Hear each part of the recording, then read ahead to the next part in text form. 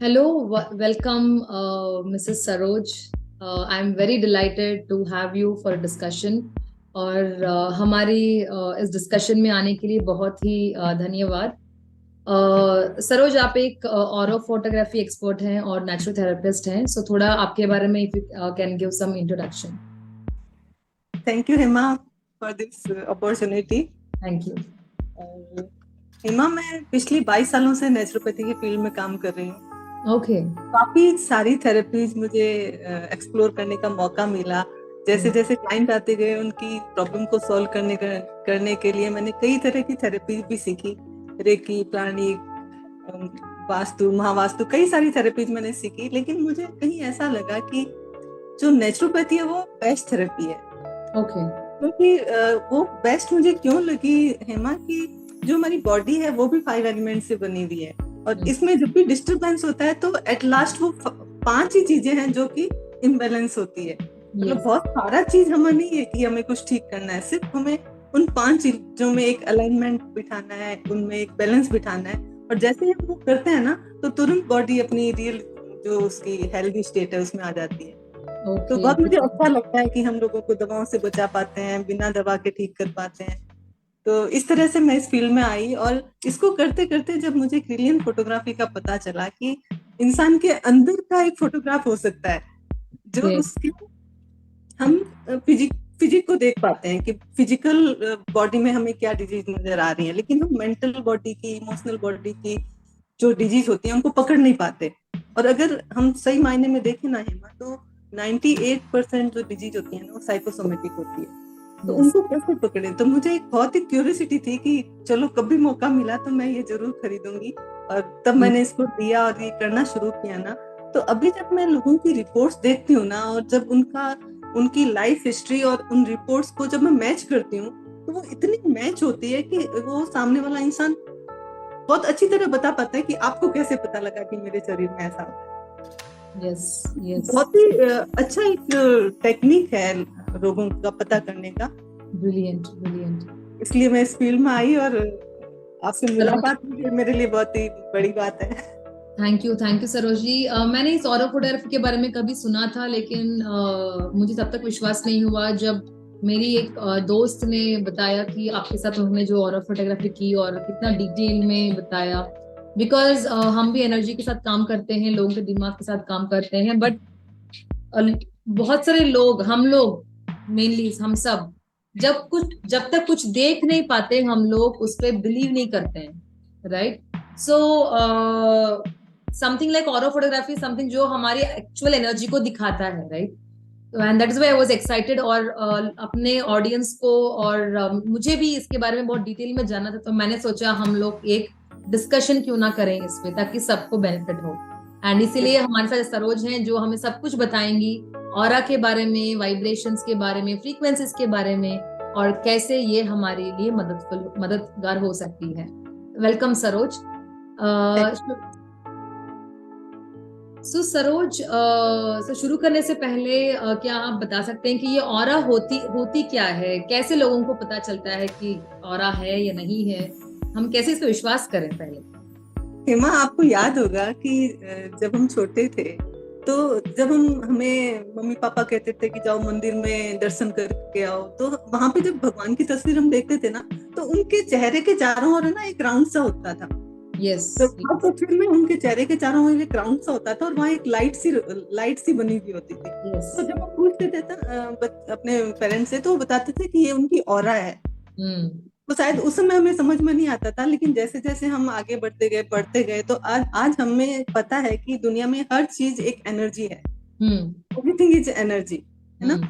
और उसको हम ऐसे कह सकते हैं कि जो एनर्जी, यानी हमारी बॉडी जो है, ये फिजिकल बॉडी जो हमें दिख रही है ना, उसके चारों ओर एक आभा मंडल है, एक ऑरा है। और वो ऑरा हमें प्रोटेक्ट करती है, बाकी सारी, मतलब बाकी बाहर की सारी चीजों से हमें प्रोटेक्ट करती है हमारी ऑरा। एक शील्ड की तरह हमारे चारों तरफ, एक शील्ड की तरह प्रोटेक्ट करती है। और क्योंकि हम ह्यूमन बींग्स है, तो हमारे अंदर एक बहुत ही लो लेवल की इलेक्ट्रिसिटी हम हर समय रेडिएट करते रहते हैं, चाहे वो हीट के फॉर्म में हो, चाहे वो लाइट के फॉर्म में हो। तो साइंटिफिक टर्म में हम इसको इलेक्ट्रोमैग्नेटिक फील्ड कहते हैं, या फिर एनर्जी फील्ड कहते हैं। और ये हमारा जो हमारी फिजिकल, मेंटल और स्पिरिचुअल, इमोशनल जितनी भी हमारी एनर्जीज होती है ना, उनकी एक लेयर्स होती है। वो लेयर्स हमें ऑरा के रूप में हमें नजर आती है जब हम थ्रिलिंग फोटोग्राफी करते हैं तो। Okay, brilliant brilliant. सो क्या ये सच है कि ऑरा का एक अलग अस्तित्व होता है, उसकी एक आइडेंटिटी होती है? तो उसके बारे में क्या कुछ बता सकते हैं? अ, ये इसके बारे में काफी पहले काफी विवाद था, कुछ लोग इसे मानते थे, कुछ लोग नहीं मानते थे, काफी सालों से, मतलब पिछले 10 सालों से तो मैं भी देख रही हूँ कई तरह की थ्रिलिंग फोटोग्राफी हो रही है। लेकिन कई तरह की होती है, ये नहीं है कि एक तरह की थ्रिलिंग फोटो, कई किसी तरह से करते हैं, कई अलग अलग इक्विपमेंट्स आते हैं इनसे करते हैं। लेकिन जब मैं खुद इस फील्ड में आई ना, तो मुझे पता चला कि कुछ चीजें ऐसी है जो हम अपनी आंखों से नहीं देख सकते, है ना। कुछ लोग होते हैं जैसे हमारे ऋषि मुनि जो बहुत ही ज्यादा इंटेलिजेंट थे, तो दूरदर्शी थे, वो देख पाते थे अपनी आंखों से, लेकिन हम नहीं देख पाते हैं। लेकिन जब जैसे जैसे मैं रेकी प्राणिक इस फील्ड में आती गई ना, तो जब वो हमें सिखाते थे कि ऑरा कैसे चेक करते हैं, अपने हाथों को मसल के हम उसको फील करते थे, और जब मैंने उसी चीज को जब ब्रिलियंट फोटोग्राफी में देखा ना, तो ये हर चीज में होती है, हर चीज की एक ऑरा होती है। चाहे हम किसी पेड़ का फोटो लें, चाहे किसी फ्लावर का लें, किसी एनिमल का लें, ह्यूमन बीइंग का लें, हर चीज में ऑरा होती है। तो ये एक रियल बात है कि हम सब में एक ऑरा होती है, और वो ऑरा के बेसिस पे ही हम लोगों का एक अलग अलग व्यक्तित्व बनता है, अलग अलग पर्सनैलिटी बनती है। Okay okay. तो मैंने सुना है कि जिसका ऑरा स्ट्रांग होता है उसकी पर्सनालिटी ज्यादा भावुक होती है लोगों पे। भले ही आप किसी क्राउड में जाओ, किसी बिजनेस मीटिंग में जाओ। सो राइट। क्या आप बता सकती हैं कि इस ऑरा का हमारे नो स्ट्रांग होना और हमारे विचारों का लोगों पर भावुक होना क्या संबंध रखता है, कैसे काम करता है?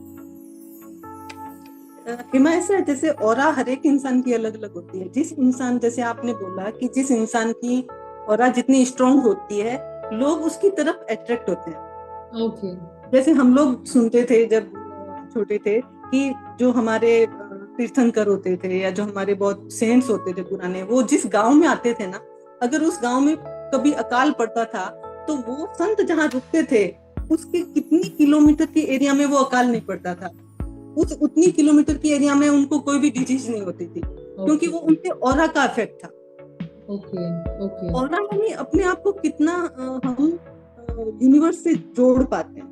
तो हम्म। जो इंसान जितना यूनिवर्स के साथ, नेचर के साथ एक हो पाता है ना, उतना ही वो लोगों को अफेक्ट कर पाता है, उतनी ही उसकी बात की वैल्यू लोग समझ पाते हैं, उतने ही लोग उससे अट्रैक्ट हो पाते हैं। ओके। जैसे आपको लगता होगा कि जैसे हम कई बार लोगों से मिलते हैं, तो कुछ लोगों से मिलके हमें लगता है बहुत ही अच्छा लगता है कि हम उनके साथ बैठे, लेकिन कुछ लोगों के साथ बैठ के हमें लगता है कि हम तो, हमारी एनर्जी और ज्यादा लो हो रही है। Yes yes. तो इस तरह से हमें पता चलता है कि कैसे स्ट्रांग जो ऑरा वाले लोग होते हैं वो लोगों को अफेक्ट कर पाते हैं। सो हमें फोकस करना है अपनी औरों को इंक्रीज करने में, अगर हमें चीजों को जीतना है तो। Right right. ब्रिलियंट। सो मेरा नेक्स्ट क्वेश्चन आता है कि हम लोग जैसे इंग्लिश में बोलते हैं वाइब्रेशंस और फ्रीक्वेंसीज, क्या ये ऑरा और वाइब्रेशंस दोनों एक ही चीज हैं सरोज? ऑरा और वाइब्रेशन एक नहीं है। ऑरा जो वाइब्स और जो फ्रीक्वेंसी है, उसको हम एक कह सकते हैं। ओके। क्योंकि कोई भी चीज, जब हर चीज वाइब्रेट करती है, ठीक है, जैसे हमने कहा, जैसे मान लो हम लिफ्ट में जा रहे हैं, तो अगर हम कुछ भी नहीं बोले और अगर एक इंसान लिफ्ट में हमारे साथ दूसरा जा रहा है, तो बिना बोले भी वो हमारी वाइब से समझ जाता है कि हम उदास हैं या दुखी हैं या खुश हैं। तो वो हमारी वाइब से समझ जाता है। वो वाइब्स क्या है कि हमारी फ्रीक्वेंसी है, हमारी ऑरा की फ्रीक्वेंसी है कि हम, हमारी फ्रीक्वेंसी कैसी है, हम हायर फ्रीक्वेंसी में जी रहे हैं कि लोअर फ्रीक्वेंसी में जी रहे हैं। तो वाइब्स हम एक दूसरे की समझ जाते हैं, जो जो दूसरा आदमी सेंस कर पाता है। जैसे हम किसी इंसान से, जब मैं, जैसे कादम्बरी जी से मैं जब पहली बार मिली, तो उनकी वाइब्स ने मुझे अट्रैक्ट किया। ओके ओके तो हर एक इंसान की अपनी वाइब्स होती है और उसकी अपनी फ्रीक्वेंसीज होती है। ओके। और ये ऑरा एंड आई मतलब क्या, जैसे हम वाइब्स को समझ पाते हैं या वाइब्स से हम लोग फील कर पाते हैं, क्या ऑरस को भी हम फील कर सकते हैं और समझ सकते हैं इस बिल्कुल बंदे का बिल्कुल ऑरा? बिल्कुल। Okay fine. सो क्या ऑरा सब में होता है, जैसे आपने बताया पेड़ में, नो ह्यूमंस में, चीजों में। सो क्या ये नॉन लिविंग और लिविंग बीइंग्स दोनों के लिए सेम है सरोज जी? हर लिविंग बीइंग में ऑरा होती है।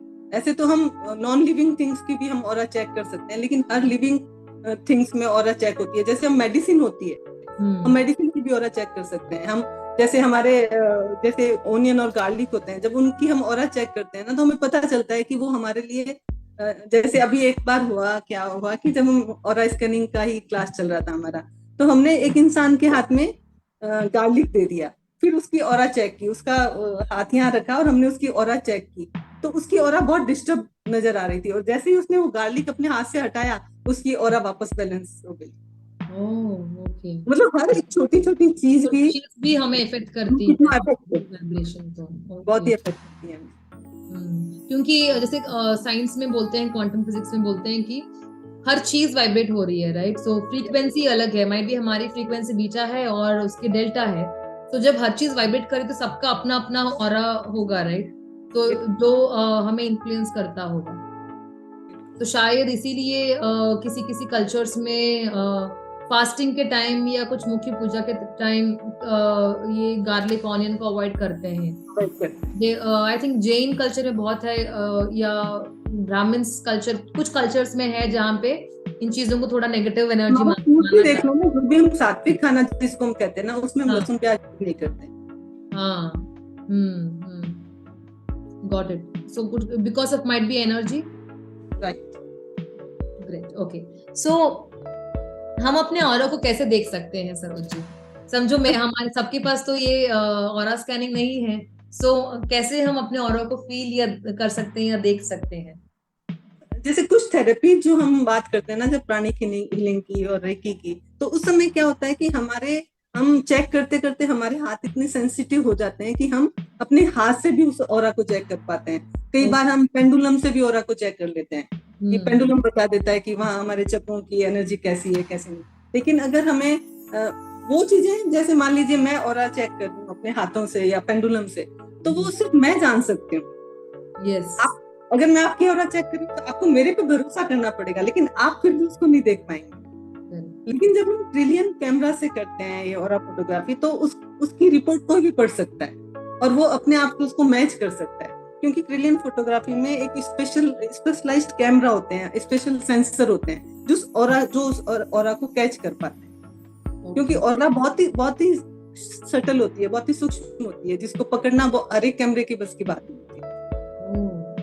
तो जब हम ट्रिलियन फोटोग्राफी से करते हैं, जैसे आपने वो रिपोर्ट देखी, तो आप उसको समझ पाए कि हाँ कैसे कैसे कैच करता है। I was very surprised. Yes. Brilliant, Sarojini. Saroj, ये सूक्ष्म शरीर या स्थूल शरीर क्या होता है? क्या इन दोनों में क्या डिफरेंस क्या है? और कॉमन लैंग्वेज में क्या आप ये हमें बता सकते हैं कि क्या होता क्या है? मुझे ये समझ में नहीं है। हेमा, हम ये सोचते हैं कि हमारे पास ये एक शरीर है जो हम देख पाते हैं, जबकि हमारे जो ग्रंथ हैं, वेद हैं, उपनिषद हैं, उसमें जब हमारे शरीर का जिक्र आता है ना, तो उसमें आता है कि हमारे पास 3 शरीर है। और उन 3 शरीरों को के नाम दिए गए हैं स्थूल शरीर, सूक्ष्म शरीर और कारण शरीर। यानी एक शरीर जो हमें दिखता है, तो वो उसे हम कहते हैं स्थूल शरीर, जो यानी स्थूल यानी जो मोटा मोटा जो शरीर जो हमें दिखता है, उसको हम स्थूल शरीर कहते हैं। और उससे छोटा, उससे जो बहुत ही सूक्ष्म लेवल का है, बहुत ही छोटा है, जो हम आंखों से नहीं देख पाते, उसको हम सूक्ष्म शरीर कहते हैं। लेकिन जो स्थूल शरीर हमारा है, उसके अंदर अपनी कोई वाइटल पावर नहीं है। ओके। तो उसको वाइटल पावर कहाँ से मिलती है? वो मिलती है हमारे सूक्ष्म शरीर से। और जो हमारा सूक्ष्म शरीर है, उसके पास भी अपनी वाइटल पावर नहीं है, उसको मिलती है हमारे कारण शरीर से। तो मतलब हमारा जो कंट्रोल है ना, वो हमारे कारण शरीर के पास है, उससे हमारी वाइटल एनर्जी मिलती है हमारे सूक्ष्म शरीर को। सूक्ष्म शरीर यानी हमारा माइंड और हमारा इंटेलेक्ट, और उससे हमारा ये जो बॉडी है वो चलती है, क्योंकि हमारी बॉडी को कंट्रोल कौन कर रहा है? हमारा माइंड और इंटेलेक्ट ही कर रहा है। तो इस तरह से हमारा शरीर काम करता है, तीनों, सूक्ष्म शरीर, स्थूल शरीर और कारण शरीर। लेकिन हम अपनी आंखों से सिर्फ स्थूल शरीर को देख पाते हैं। जैसे हम बोलते हैं कि कॉन्शियस, सबकॉन्शियस और सुपर कॉन्शियस, क्या ये और ये चीजें सेम है, ये अलग है? नहीं, वो अलग है। वो अलग है। तो वो सिर्फ दिमाग के बारे में है, थॉट्स के बारे में, ये हमारी एग्जिस्टेंस के बारे में, वो हमारे माइंड की कैटेगरी बताई गई है। Great great Saroj. सो ये बायोवेल कैमरा क्या होता है सरोज, क्या आप दिखा पाएंगी? Is it possible? अगर पॉसिबल है तो आई एम श्योर।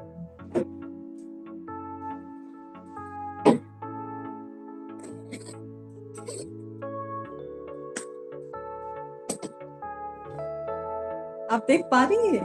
हाँ, ये तो बहुत प्यारा एकदम दिया की तरह है। ओके। तो यहाँ पे ये जो बायोवेल कैमरा है, इसको हम अटैच करते हैं अपने लैपटॉप से। और ये ओके। जो आप देख पा रहे हैं ना, हाँ। इसके अंदर वो सेंसर है जहाँ पे हम अपनी फिंगर्स को स्कैन करते हैं। तो जब ओके। भी हम इसको स्कैन करते हैं तो हमारे नेल बिल्कुल कटे हुए होने चाहिए, हाथ बिल्कुल साफ सुथरे होने चाहिए, उसमें कोई मॉइस्चर नहीं होना चाहिए। और इसके अंदर हमें, जैसे मैं इसके अंदर डाल रही हूँ, तो इसके अंदर काफी अंदर जाके एक सेंसर होता है जहाँ पे हमें अपनी फिंगर टच करनी होती है। तो जैसे ही हम इसमें अपनी फिंगर टच करते हैं ना, तो जैसे हमारी बॉडी भी हर समय एमिट करती है एनर्जी को, और जैसे ही हम इसमें फिंगर डालते हैं ना, तो इसके अंदर से एक बहुत ही लो लेवल का करंट हमारी बॉडी तक आता है। और उस करंट की वजह से हमारी बॉडी जो है अपनी एनर्जी रिलीज करती है। और उस एनर्जी को ये जो अंदर जो एयर बबल्स होते हैं, एयर होती है, वो कैप्चर करती है। और उस कैप्चर किया इस कैमरा ने, वो हमारे सॉफ्टवेयर पे उसको पूरा प्रोसेस करता है कि कैसा उसने ऑरा पकड़ा और उस ऑरा से क्या क्या रिजल्ट उसको मिले। सो क्या ये सिर्फ एक फिंगर से करना होता है कि सारे फिंगर्स करने होते हैं? ये 2 to 10 फिंगर से करना पड़ता है, क्योंकि हमारी हर एक फिंगर हर एक ऑर्गन से अलग अलग कनेक्ट होती है। तो हमें पूरी 10 फिंगर्स को सारे 10 फिंगर्स करने के बाद it gives a proper report. Process होता है उसका। उस प्रोसेस के बाद वो 21 पेज की रिपोर्ट बनती है, जिससे हमें सारा सामने आ जाता है कि कहाँ पे क्या इम्बैलेंस क्रिएट हो रहा है बॉडी में। Okay okay okay. और ये कौन कौन इस कैमरा को यूज कर सकता है? आई मीन पर्टिकुलर सर्टिफिकेशन होती है इसकी? और कितने जगहों पर ये अवेलेबल है एक्चुअली सौरभ जी? इसको जो भी इसका जो भी सॉफ्टवेयर है, उसकी नॉलेज जो भी ले लेता है, वो इसको यूज कर सकता है। ओके ओके, इसके लिए प्रॉपर नॉलेज और कनेक्शन चाहिए उसको अंडरस्टैंड करने के लिए। और जो भी इस फील्ड में हो, क्योंकि औरों की भी पूरी फील्ड से अगर आप हो, तो ये आपको वो चीजें समझ में आएगी। Okay okay, got it got it. Great Sarojini. मैंने सोचा था कि ये ऑरा फोटोग्राफी कैमरा बहुत बड़ा होगा जहाँ पे नो हमारा पूरा एनर्जी स्कैन करना होगा। सो इट्स मतलब बायोमेट्रिक की तरह, बट ये थोड़ा कुछ और है जहाँ जो एनर्जी फील्ड को कैप्चर करता है। सो क्यों हमें ये ऑरा फोटोग्राफी करानी चाहिए सरोजी? क्यों आप नो सजेस्ट करेंगे किसी को ऑरा फोटोग्राफी करवाने के लिए? मैं इसलिए सजेस्ट करूंगी हेमा कि कई अभी जैसे हम देख रहे हैं ना कि हमारे चारों तरफ इतनी सारी बीमारियां हैं, और लोग लोग एक बार शुरू होती है ना उनकी दवाएं, तो खत्म ही नहीं होती उनकी। वो जिंदगी भर दवाएं खाते खाते भी परेशान हो जाते हैं, लेकिन फिर भी उनको एक जो सॉल्यूशन है ना हेल्थ के लिए, वो मिल नहीं पाता है। क्योंकि जो साइंस है वो सिर्फ फिजिकल बॉडी के सिम्टम को पकड़ पाती है, लेकिन उसका जो डेप्थ में जो रीजन है उसको सॉर्ट आउट नहीं कर पाती है। और हम सिर्फ बॉडी नहीं है, हम माइंड, सोल, इमोशन सब कुछ है। तो हमारी जो फिजिकल बॉडी में जो हमें रोग दिख रहा है, उसका एग्जैक्ट जो कारण है वो कौन सी बॉडी में, वो हमारे स्थूल शरीर में है कि कारण शरीर में है, हमारे इमोशंस में है, कहाँ है, उसको पकड़ना बहुत जरूरी होता है। हम अगर हवा में तीर मारते रहे तो उसका कोई उपाय नहीं है, उसका कोई फायदा नहीं है। लेकिन इससे जब हमारे सामने एक क्लियर कट पिक्चर आ जाती है ना कि किस कारण से उसके स्ट्रेस लेवल से बीमारी हो रही है, या उसके इमोशंस की वजह से बीमारी हो रही है, या उसके कौन सा जो ऑर्गन है वो वीक पड़ रहा है, उसकी वीक एनर्जी के कारण बाकी शरीर इम्बैलेंस हो रहा है। तो जब हमें कारण पकड़ में आ जाता है ना, तो हमें इलाज करना भी बहुत इजी हो जाता है।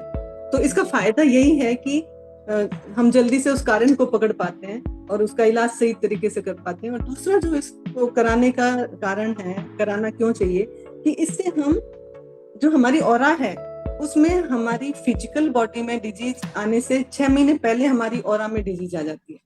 यानी ऑरा में जो डिजीज है उसको फिजिकल लेवल तक आने में 6 महीने लग जाएंगे। तो अगर मान लीजिए आपने अपनी ऑरा फोटोग्राफी कराई, तो आप ये देख सकते हो कि कहाँ कहाँ ऐसी चीजें क्रिएट हो रही है बॉडी में, या कौन कौन से ऑर्गन में ऐसी वीकनेस आ रही है जो 6 महीने तक अगर आप केयर नहीं करते हो तो कोई बीमारी का रूप ले सकती है।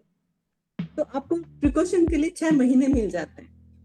ओके ओके, इसलिए बहुत ही अच्छी चीज है कि आप अपना पहले से ही प्रिकॉशन कर सकते हो, और precaution is always better than cure. Yes yes Sarojini. Sarojini, अभी जैसे हम लोग रेकी में करते हैं, रेकी में हम लोग अपना स्कैनिंग करते हैं, एनर्जी स्कैनिंग, राइट?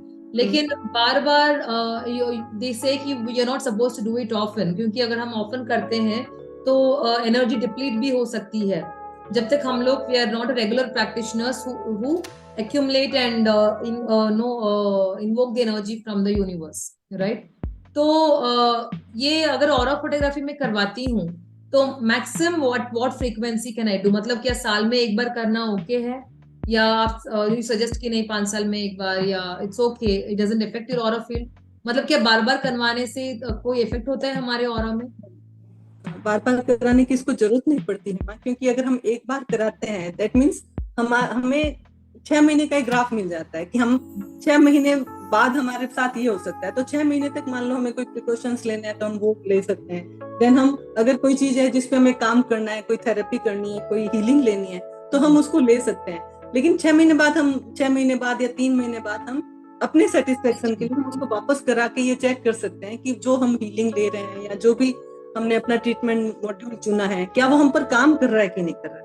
तो हमें एक तसल्ली भी हो जाती है कि हाँ हम इसी डायरेक्शन में जा रहे हैं। Correct, correct. I completely agree with that, Saroji.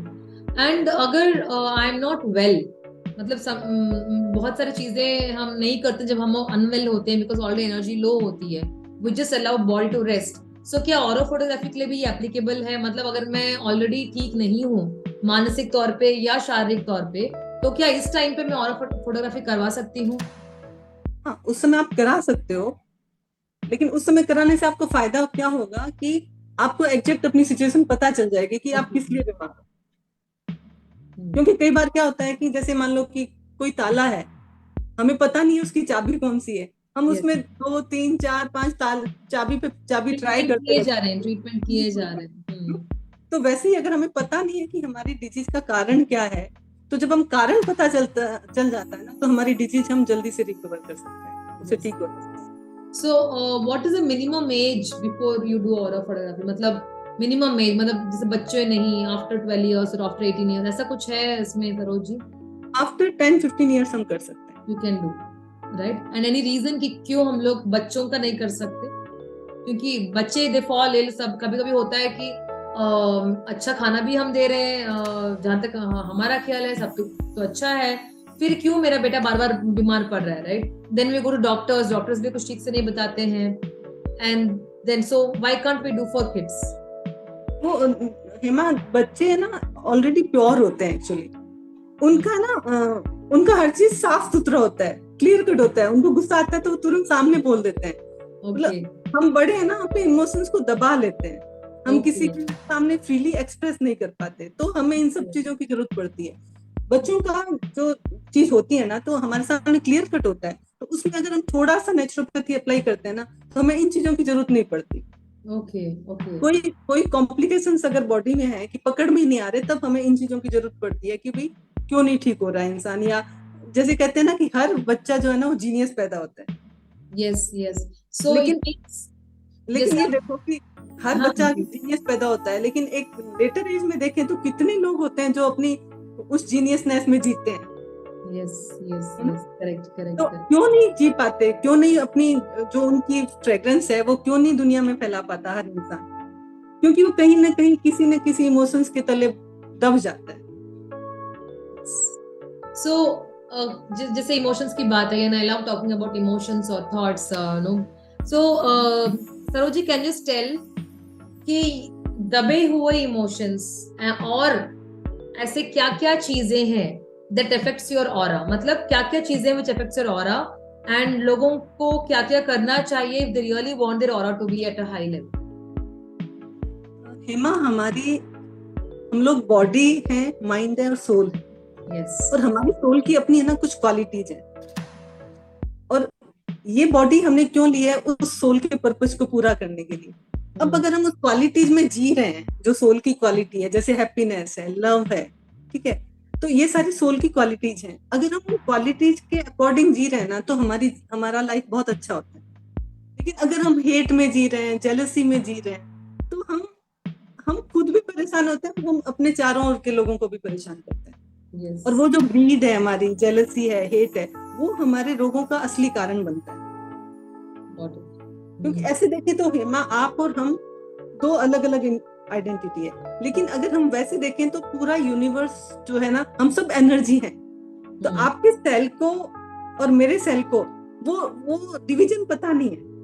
Yes yes तो हम अगर हम प्यार से रहते हैं तो हमारे सेल जो है ना, वो खुश स्टेट में रहते हैं, हैप्पी स्टेट में रहते हैं। यस लेकिन वही अगर जेलसी में रहते हैं तो वो अपने आप को ही डिस्ट्रॉय करने लगते हैं। यस यस तो असली कारण हमारे अंदर ही होता है। Yes so that is why कि कोई भी थेरेपी हो, मेंटल हेल्थ थेरेपी है या फिर नो वर्कआउट, फिजिकल वर्कआउट्स है, योगा है, नेचुरोपैथी है, मैनिफेस्टेशन है या नो हीलिंग है, हर थेरेपी फोकस करता है to cleanse your emotions, to express them and cleanse them and try to be happy. So and result is happiness. और जब वो होता है ऑटोमेटिकली हमारी गोल्स अचीव होने लगती हैं। So and that is the whole point कि we are trying to raise our vibrations, अपनी ऑरा को हम strong कर रहे हैं। and कैसे by being happy, जैसे आपने सही सही बोला Saroj ji. so thank you for bringing on that। so अगर हमें अपनी ऑरा को strong रखना है, clean रखना है, तो हमें बस अपने happy emotions पे focus करना है, right?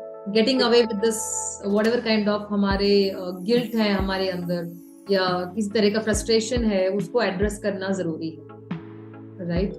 So thank you. And Saroj, आपने बहुत बार नेचुरोपैथी का जिक्र किया।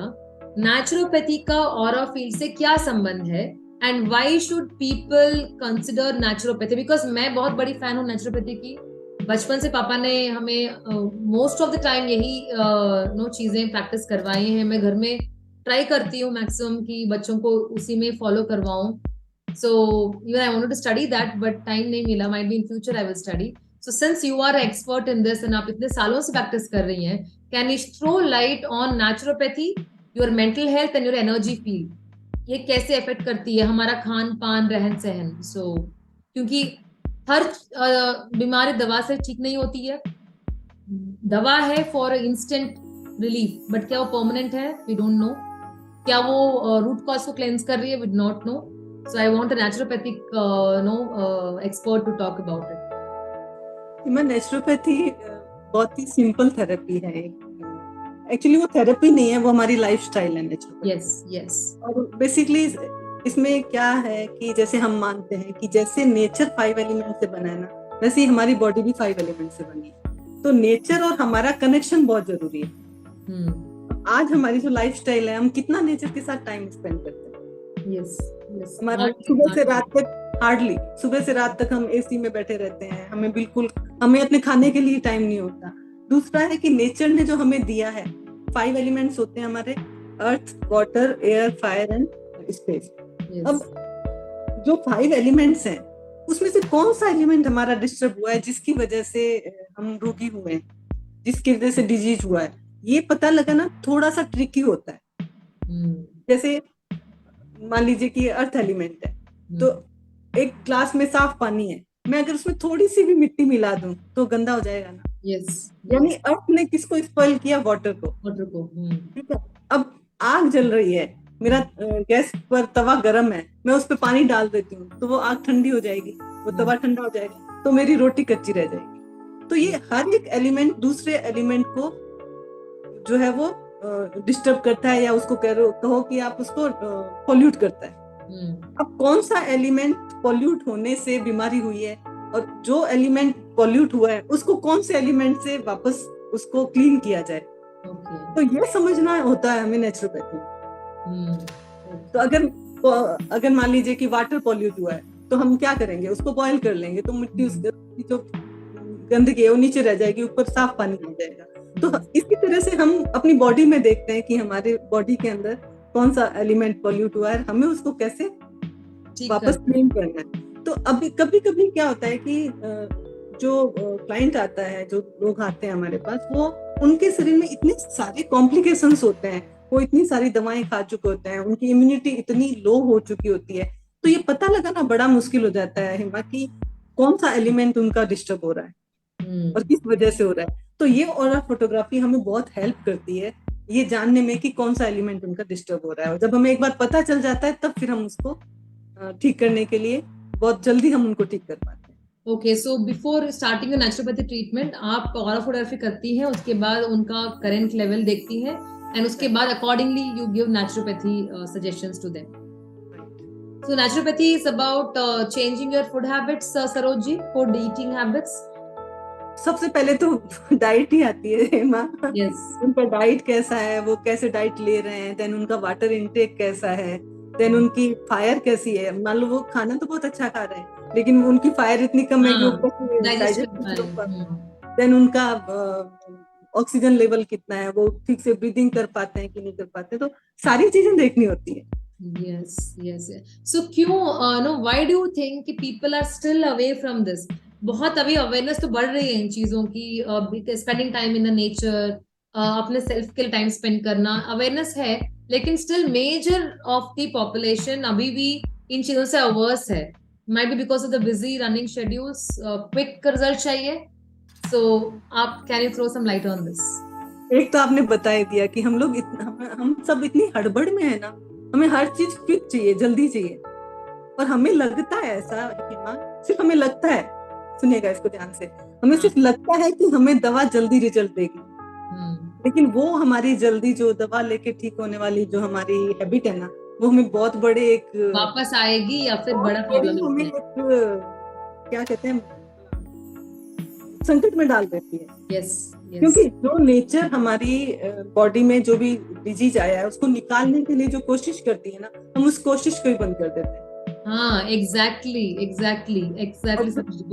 दूसरा इसलिए लोगों को इसके बारे में ज्यादा नहीं पता, आज नेचुरोपैथी का कोई एडवर्टीजमेंट नहीं मिलेगा आपको। यस.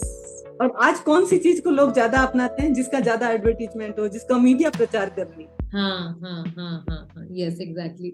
एंड इसीलिए मुझे नो आई वाज थिंकिंग कि I wanted to no make a discussion with you, क्योंकि I want people to know about. जैसे आपने बोला कि हमारी बॉडी में जो भी प्रॉब्लम आ रही है, कुछ अंदर से निकालने की कोशिश कर रही है. अब हम दवा लेके क्या करते हैं, कोशिश को ही दबा देते हैं. अदरवाइज बॉडी खुद एक मैकेनिज्म है जो अपनी साफ सफाई करना जानती है, जैसे अदर स्पीसीज. हम ह्यूमन स्पीसीज ही इसको स्पॉइल करते हैं बिकॉज हम लोग को बहुत ज्यादा दिमाग है ऐसा लगता है, नेचर से ज्यादा दिमाग हमें है ऐसा लगता है.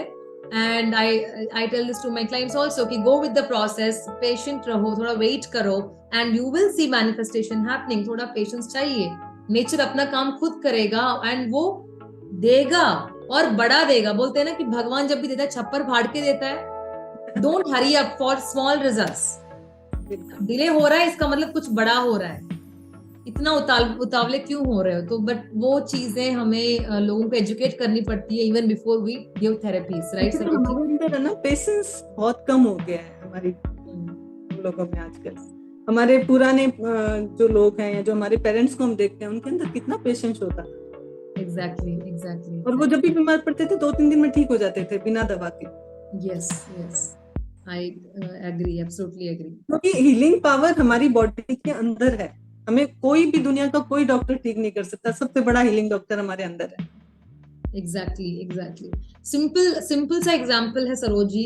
जैसे my husband, so before marriage होता है ना कि सबका होता है कि रात को मुझे फुल पेट भर के खा के सोना है, नहीं तो मुझे नींद नहीं आएगी. So when I used to say कि नींद नहीं आएगी इज ओनली अ असम्पशन. बहुत लोग बोलते हैं अभी भी रात को मैं जल्दी खा लूंगी तो फिर रात को नींद नहीं आएगी. लेकिन you will not believe, at a point of time where no we motivated him, I told him to try, even बिना खा के भी ही स्लीप्स एंड ही स्लीप्स वेल. रात को इतना चेंज आ गया है. समटाइम्स सिर्फ फ्रूट खा के सोते हैं फिर भी अच्छा सोते हैं. And he has adapted to that concept. जब तक हम ट्राई नहीं करते हैं हमें पता नहीं चलता है कि साइकोलॉजिकली कितना हम लोग ने खुद अपने आप को कंफ्यूज कर रखा है कि मैं ये नहीं कर सकता, मेरी बॉडी को ये सूट, लेमन सूट नहीं होगा, मेरी बॉडी को सर्दी पकड़ जाएगी हेड बाथ लूंगा तो. I mean I had this challenges when I got married. Oil bath देने के लिए I had to keep pushing my no kids, क्योंकि एवरीवन वाज अगेंस्ट. इतना क्यों सिर नहलाती है बच्चों को, इतना क्यों लेमन देती है, इतना हनी क्यों देती है, पतले हो जाएंगे. सो मतलब so many no wrong believes लोगों ने गलत समझा है फूड एलिमेंट्स के बारे में, लेमन के बारे में, हनी के बारे में. द राइट अवेयरनेस नहीं है. So I think no people like you should start making people more aware about it, ताकि जैसे आपने बोला एडवर्टाइजमेंट और जिस चीज का प्रचार होता है तभी लोग उसके बारे में समझते हैं. आई अंडरस्टैंड कि इस फील्ड में हमें प्रचार करना अच्छा नहीं लगता, you don't like to talk much about it and we remain very humble, but awareness देना बहुत जरूरी है, नहीं तो लोग तक ये रीच नहीं होगा. And no I am glad that slowly you are doing that with your activities. Thank you Saroj ji. और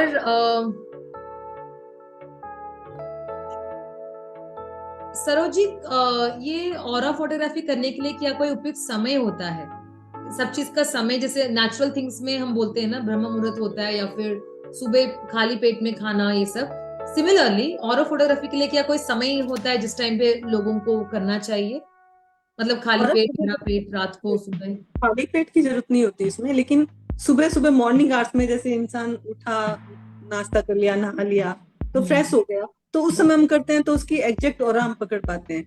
जैसे मान लो अगर हम रात को करते हैं तो वो दिन भर का ऑलरेडी थका हुआ है, तो फिर उसकी ऑरा तो डिस्टर्ब आएगी आएगी. एग्जैक्टली हमें कोशिश एग्जैक्टली. करना चाहिए कि हम मॉर्निंग आवर्स में करें और खाने के जस्ट बाद में करें, खाने के 2 घंटे बाद करें, ताकि हम एग्जैक्ट उसका जो.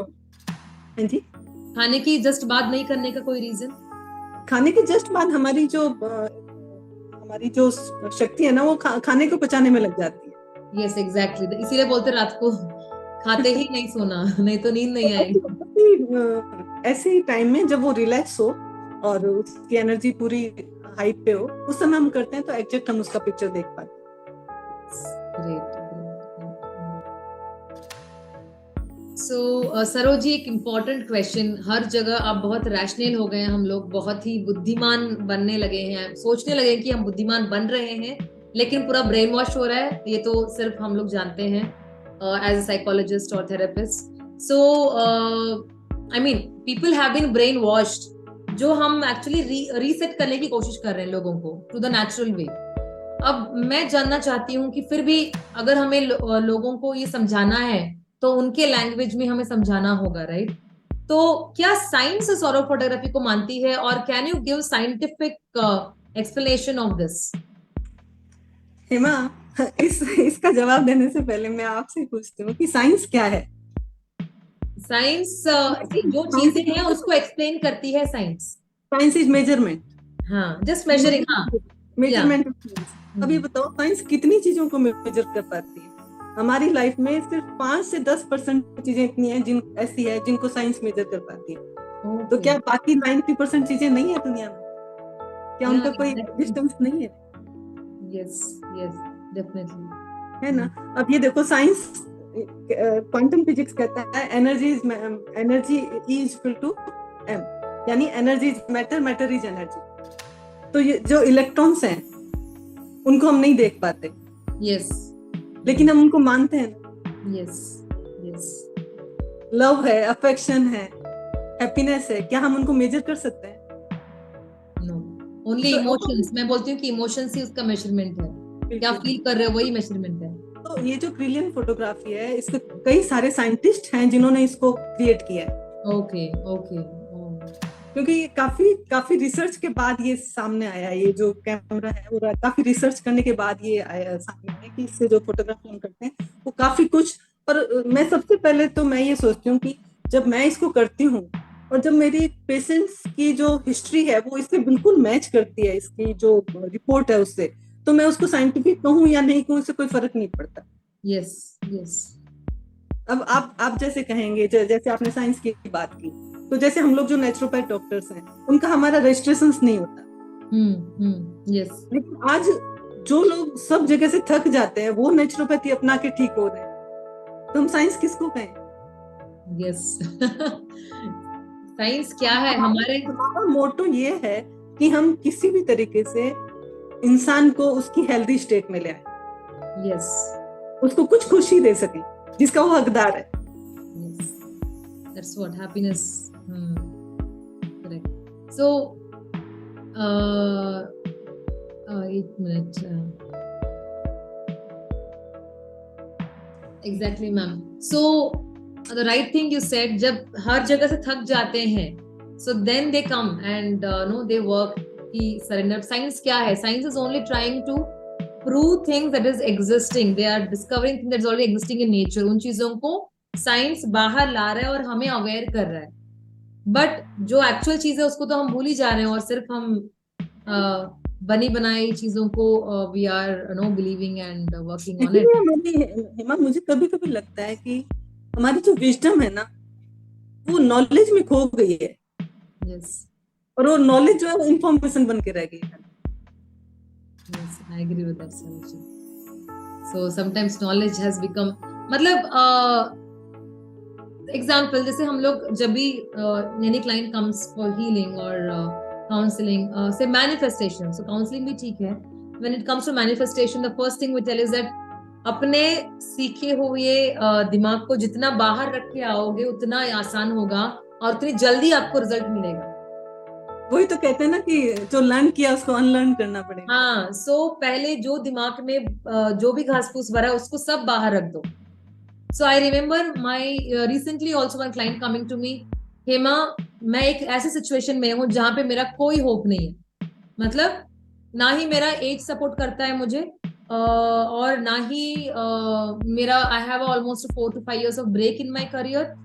सो मुझे कोई होप नहीं कि मुझे कोई अच्छी लड़की मिलेगी शादी के लिए, मुझे कोई होप नहीं कि मुझे यहाँ पे अच्छा जॉब मिलेगा और वो पैकेज मिलेगा जो मुझे बाहर की कंट्री से मिलता था, और मेरी मम्मी भी गुजर गई है तो मुझे इमोशनल सपोर्ट भी नहीं है, सो पूरी तरह आई एम ब्रोकन।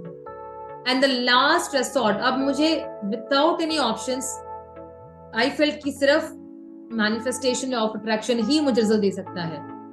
एग्जैक्टली आपने बोला कि we surrender to the universe, कि कोई चमत्कार कर दो, and that is where you understand the brain कि rational brain is not giving you all the results that you want।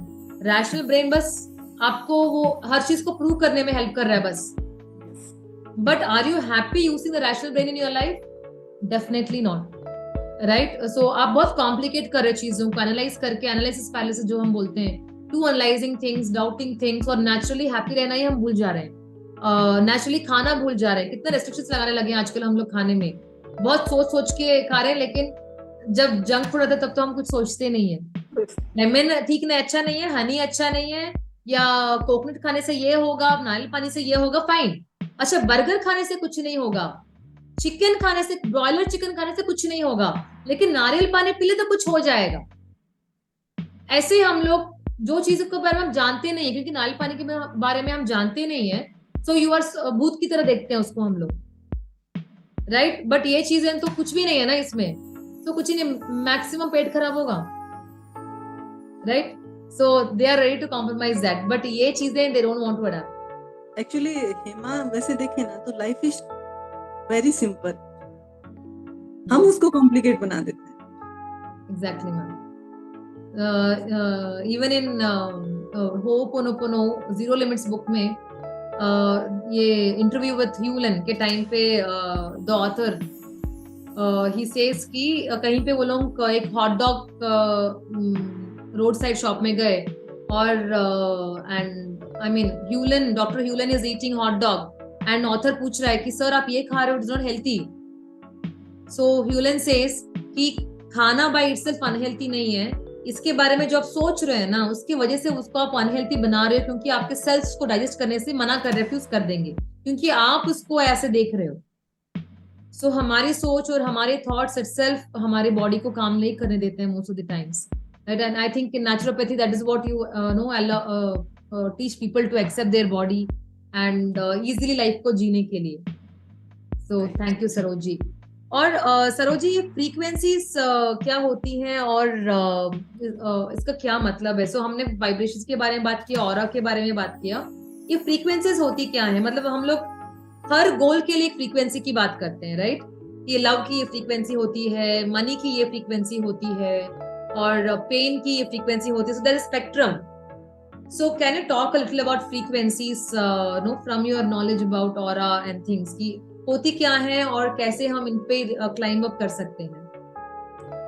Hema, quantum level पर हर चीज वाइब्रेट करती है, ये तो मानते हैं ना। yes. और जो चीज वाइब्रेट करती है उसकी सबकी अलग अलग फ्रीक्वेंसीज होती है।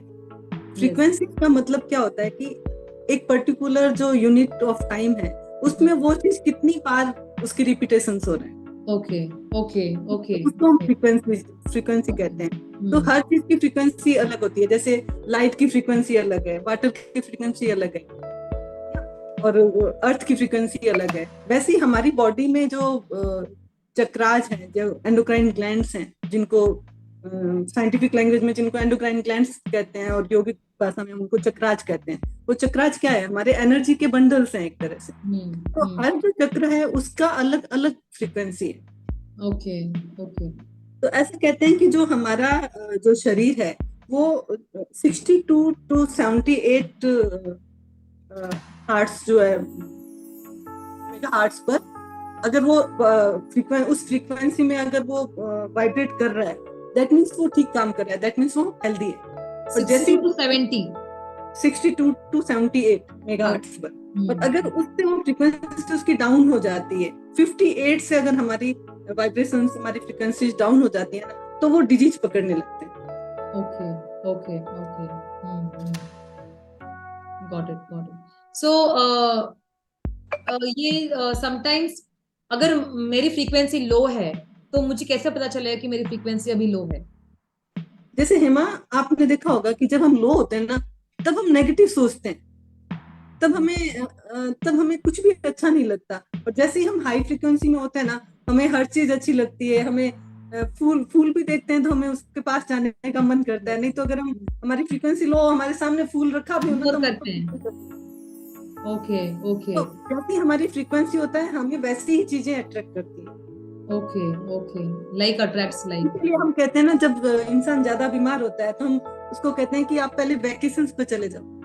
ओके। तो वो वेकेशंस पर जाके ऐसे ही ठीक हो जाता है बिना दवा के, क्योंकि उसकी फ्रीक्वेंसी चेंज हो जाती है। Yes yes yes, got it. So हम बोलते हैं कि मैं तो बीमार हूँ, अभी नहीं होगा, अरे जाओ फिर ठीक हो जाएगा, राइट? सो वो एफर्ट लेना पड़ता है, that's it. So brilliant. So क्या क्या एक्टिविटीज से हम लोग अपनी फ्रीक्वेंसी को हाई लेवल पे रख सकते हैं सरोज जी? क्या क्या चीजें इम्पैक्ट करती हैं हमें?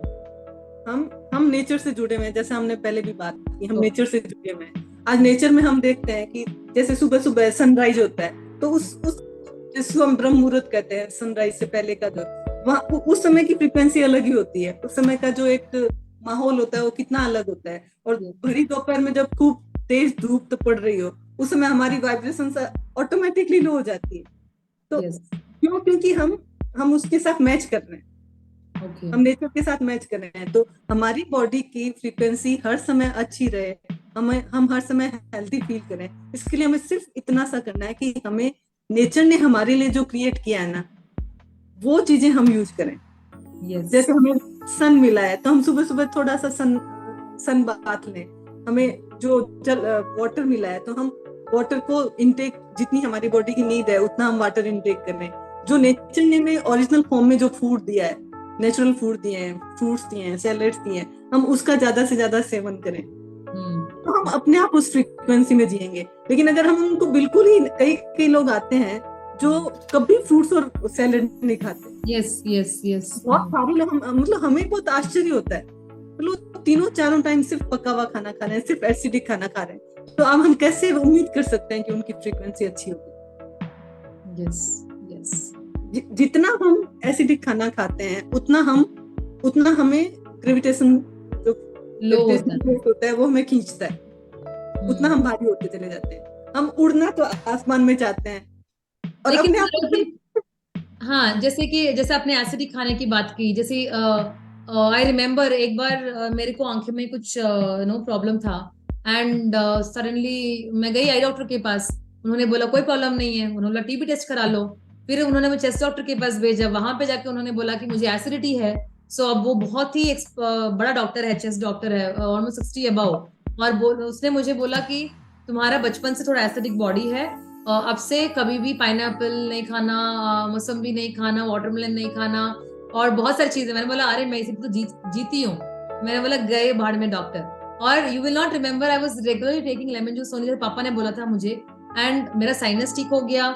और मुझे जैसे उन्होंने बोला कोई एसिडिटी प्रॉब्लम नहीं हुई, because only thing I was happy कि आई वॉज अवेयर नाउ कि अब मेरी बॉडी ओके शायद एसिडिक है, तो मुझे खाने का ऐसा रेगुलेटेड प्लान रखना है, that's all. So can you throw some light upon, people बोलते हैं ना कि जैसे रिसेंटली मेरे बेटे के लिए ही was found with some allergy, doctor ने बोला कि सिट्रिक अवॉइड करो, राइट? सिट्रिक तो हमें इम्यूनिटी देता है। तो ऐसे ऐसे बोल बोल के, जैसे हमारे नेचुरल फूड को ही हम लोग खाना, जैसे बनाना खाने से ये प्रॉब्लम होगी, मौसम्बी से ये प्रॉब्लम होगी, लेमन से, can just talk a little about that कि ये नेचुरल फूड्स को हम ऐसे अवॉइड कैसे किए जाएं, या क्या देखना पड़ता है हमें ये नेचुरल फूड खाने में, क्या चीजें हमें दिमाग में रखनी पड़ती है? हेमा, दो चीजें हैं, ये दोनों चीजें अलग अलग काम करती है। एक मिनट हेमा। या श्योर।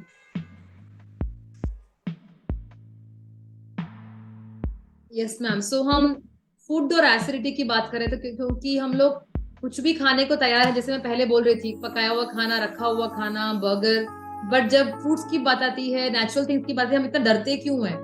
और नो एक्चुअली क्या हमें सोचना चाहिए इन चीजों के बारे में? हेमा, मैं आपको एक एग्जांपल समझाना चाहूंगी। Please please. आपके घर में बहुत गंदगी है हम्म। और आपके घर में गेस्ट आने वाले हैं, आपके पास इतना टाइम नहीं है कि आप उसको झाड़ू लगाओ, पोंछा लगाओ, सफाई करो। तो आप क्या करेंगे कि जो गंदगी पड़ी है उसको कारपेट के नीचे दबा दिया ताकि वो दिखे नहीं, और एक अगरबत्ती जला दी कि उसकी खुशबू हो जाए। तो क्या वो सही तरीका है क्या? और कितना देर ये रहेगा? कुछ हाँ, देर में कितना देर स्मेल आ रहेगा? जाएगी, कुछ देर में बत्ती भी बुझ जाएगी। तो हम एलोपैथी, हमें हमारी इमरजेंसी के लिए एलोपैथी बहुत अच्छी है, उससे अच्छी कोई दवा कोई थेरेपी नहीं है। लेकिन वो एलोपैथी की जरूरत सिर्फ 10% लोगों को है, इमरजेंसी में जरूरत पड़ती है। लेकिन हमने उसको इमरजेंसी नहीं, हमने उसको लाइफस्टाइल का हिस्सा बना दिया। एक जो दवा हम ले रहे हैं ताकि अगर हमें कोई इमरजेंसी है, हमें कोई काम करना हो, ताकि हमें जो सिम्टम्स हो रहे हैं वो हमारे एक बार कमजोर पड़ जाए सिम्टम, और हम अपना वो काम कर पाए। लेकिन वो सदा के लिए नहीं है। अगर कोई बॉडी में डिस्बैलेंस हुआ है या कोई गंदगी आई है तो उसको तो निकालना ही पड़ेगा ना एक दिन। तो यस नेचुरोपैथी में जितनी नेचुरल चीजें हैं, चाहे वो विटामिन सी की जब हम बात कर रहे थे, चाहे वो आंवला है, चाहे वो नींबू है, वो बॉडी की सफाई करते हैं। और यस हम उसको गलत क्यों समझ लेते हैं? क्योंकि वो सफाई करते हैं। जब कोई यस। सफाई होगी तो आपको छींकें भी आएगी, आपको खांसी भी आएगी, ठीक है, आपको थोड़ा सा सर्दी जुकाम भी होगा, यस तो वो सफाई हो रही है आपकी बॉडी की। और हम उसको उसी को रोक समझ के इन चीजों को वापस लेना बंद कर देते हैं। एग्जैक्टली एग्जैक्टली, तो वेरी हमारा वेल। हमें अपनी थिंकिंग पैटर्न यहाँ पे अपना सोच ठीक करना पड़ेगा कि जो नेचुरल चीजें हैं, जो विटामिन सी है, वो बॉडी की सफाई करते हैं। Yes yes, correct correct. I completely agree with you Saroji. बहुत सही बोला। एंड एक्चुअली ये प्रॉब्लम जो हम नेचुरल चीजें ले रहे हैं उसकी वजह से नहीं हो रही है, अंदर कारपेट के नीचे जो गंदा दबा हुआ उसकी वजह से हो रही है, और हम ब्लेम कर रहे हैं किसी और को, right? So that is no very well said. बहुत अच्छा एग्जाम्पल दिया सरोजी इसके बारे में। So Saroj ji, no I was very happy talking to you about, क्योंकि ये मुझे बहुत अच्छा लगता है नेचुरल चीजों से, नेचर से कनेक्ट करना और खाने में नेचुरल हैबिट्स को इम्प्लीमेंट करना। And I have always been very keen in learning this from various therapist. So and आपने इतने अच्छे से ऑरा के बारे में बताया, और आई थिंक जब हम अपनी, जैसे बोलते हैं ना, पेट हमारा किचन है, बॉडी का किचन, तो जब ये साफ होता है, ये और ये अच्छा होता है, ऑटोमेटिकली हमारी ऑरा भी क्लीन और हैप्पी रहती है। वी से ब्रेन हमारा पेड़ है और हमारा स्टमक हमारे रूट्स है। सो जैसा अगर या तो ब्रेन को साफ करो और पेट अच्छा रहेगा, क्योंकि you will not have cravings, you will not have unwanted eating habits, या फिर पेट को साफ रखो, ऑटोमेटिकली दिमाग खुश रहेगा और एक्टिव रहेगा और शांत रहेगा।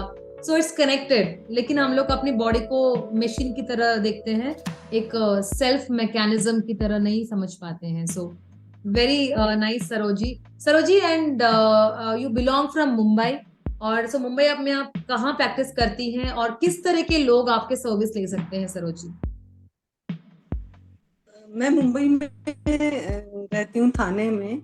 और मैं उन लोगों को सर्विस ज्यादा प्रोवाइड करती हूँ जिनको लगता है कि बस अब दवाएं हमारा कोई कुछ नहीं कर सकती, मतलब दवाओं से हम हार चुके हैं। वैसे लोग हमारे पास ज्यादा आते हैं, लेकिन जो हेल्थ कॉन्शियस होते हैं वो दवाएं खाने से पहले ही आ जाते हैं ताकि उनको उनके साइड इफेक्ट से परेशान नहीं हो। और सबसे इसमें अच्छी बात क्या है हेमा, कि ये जो ऑरा फोटोग्राफी है, जो ज्यादा पढ़े लिखे लोग हैं वो बहुत ज्यादा आजकल इसको पसंद कर रहे हैं। क्योंकि एक तो इसमें टाइम सेव होता है, सिर्फ हाफ एन आवर में 20 मिनट टू 30 मिनट में हम ऑरा फोटोग्राफी हम कर लेते हैं, बस उतना ही टाइम लगता है हमें। और दूसरा, हमारा काफी टाइम बच जाता है। हम कितनी तरह की टेस्टिंग कराते हैं कभी कभी, लेकिन हमें क्लू नहीं मिलता कि रोग का कारण क्या है। Got it, got it, तो हमारा टाइम भी बच जाता है और हमारी मनी भी सेव होती है इससे। तो got इस it. तरह से लोगों को काफी फायदा हो रहा है, और जब इसकी रिपोर्ट सामने होती है ना, तो इसका सबसे बड़ा फायदा एक और क्या है हिमा, पता है कि ये जो रिपोर्ट जनरेट होती है, इसके साथ साथ इसमें एक ऐसा सॉफ्टवेयर है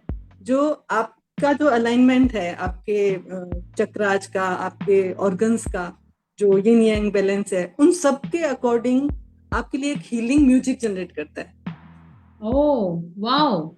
जिसको हम साउंड थेरेपी कहते हैं। My वो हीलिंग God. म्यूजिक अगर आप डेली बेसिस पे सुनते हैं ना, तो अपने आप आपके अंदर वो बैलेंस क्रिएट होता जाता है। Oh, I'm so excited Saroj ji. फिर तो मुझे आपको बहुत जल्दी चेन्नई इनवाइट करना पड़ेगा, एक कैंप रख के जहाँ पे मेरे क्लाइंट्स ये एक्सपीरियंस कर सकते हैं। वाह, सो जरूर। Brilliant brilliant brilliant. सो ये साउंड हीलिंग के बेस पे ऑटोमेटिकली सिस्टम क्रिएट करता है। Right. Wow wow, that's great. So I am already just wondering कि कौन कौन से क्लाइंट्स किसको मैं हेल्प कर सकती हूँ उससे, and who will take benefit out of it. So अगर if I arrange a camp Saroj, will you be no able to travel, I mean no fly over and do this for us? हाँ, बनाते हैं ऐसा programme कि कुछ ऐसा ऐसा करिए आप कि हम एक अवेयरनेस कैंप रखते हैं। ओके। और उस कैंप के दौरान हम जब एक बार आना ही है, तो हम कुछ लोगों की ऑरा फोटोग्राफी भी कर दें, जो इंटरेस्टेड हो उसमें, उनका आप पहले से अपॉइंटमेंट ले सकते हैं। देन हम एक अवेयरनेस कैंप कर सकते हैं, ताकि ज्यादा लोगों को हम नेचुरोपैथी और ऑरा फोटोग्राफी के बारे में बता सकें। सो ये क्योंकि ऑरा फोटोग्राफी एक पर्सन के लिए अगर 20 मिनट्स लगता है, so how many people can we know actually create this sort of photography at, might be say if it's a 3-4 hours camp? आप हाफ एन आवर रख सकते हैं हम एक एक व्यक्ति के लिए, फिर बीच में थोड़ा सा हमें ब्रेक देना होगा, ताकि Break. हमारा सिस्टम भी हीट Yes. नहीं होगा। तो हम इस तरह से हाफ एन आवर 1 आवर में हम 2 लोगों को कर सकते हैं आराम से। और इसमें रिपोर्ट जनरेट हो जाएगी। इसका बेसिक जो टाइम लगता है वो लगता है काउंसलिंग में, क्योंकि रिपोर्ट काफी 21 पेज की होती है, Yes, उसको yes, पूरा yes. समझाने में हमें टाइम लगता है। तो एक बार हमने रिपोर्ट कर ली, तो फिर बाकी काम तो हम फोन पे भी कर सकते हैं, काउंसलिंग तो ऑनलाइन में भी हो सकती है, ऑनलाइन भी कर सकते हैं। ब्रिलियंट सरोज जी। अगर सरोज जी, अगर आपके बारे में जानना है, do you have any website और social media, do you promote social media? मेरा इंस्टाग्राम पे हैंडल है। Instagram. Okay, so then I think I will put Saroj's Instagram account no in the description. आप उनका अकाउंट फॉलो कर सकती हैं और उनके टिप्स जान सकते हैं। And for appointment booking, how do people contact you Saroj? On my phone number. Phone number, great. So वो भी हम प्रोवाइड कर देंगे। So very glad to connect with you Saroj ji. No it's really a pleasure to know so many things, and मैं बहुत excited हूँ to connect with you personally and experience this for myself as well, as I arrange a camp awareness, so for my clients to benefit as well. So this is Hema, your manifestation coach. So I hope it was useful for you, and my effort is to bring such experts in the field of energy manifestation, your brain psychology, everything that no you are not able to see, to make you understand better. I bring these experts to talk about this topic.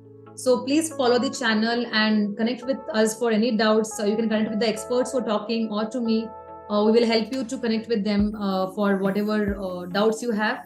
Or if you have questions, below this description you can put your questions, and our experts, like अगर सरोज से आपको doubt है तो सरोज जी उनके answers आपको description में share करेंगे, right? So we can always interact, we are always available. So keep looking for a very soon auto photography camp in Chennai. And anyone who is interested, just type Aura photography, and I will just register. No, I'll keep your name so that we inform you when the camp is being arranged very soon to come. I'm very excited. Thank you, Sarojji, for this time, for giving your valuable time. I enjoyed thoroughly, Sarojji. Do you have anything to say, Sarojji, before we sign off? Thank you very much Hema, और मुझे बहुत खुशी है कि हम एक पैगाम लोगों तक फैला पाएंगे कि उनकी लाइफ कितनी प्रीसियस है, और वो अपनी प्रीसियस लाइफ में कितना कुछ लोगों के लिए कर सकते हैं। Definitely Saroj ji. So I think when we work together, synergy और हमारा पावर ज्यादा बनता है। So that is why we all need to connect with each other. Thank you for being here. Lovely. Have a very nice week ahead and the weekend. Hoping to meet you soon in person in Chennai. Thank you. Thank you, Sarojji.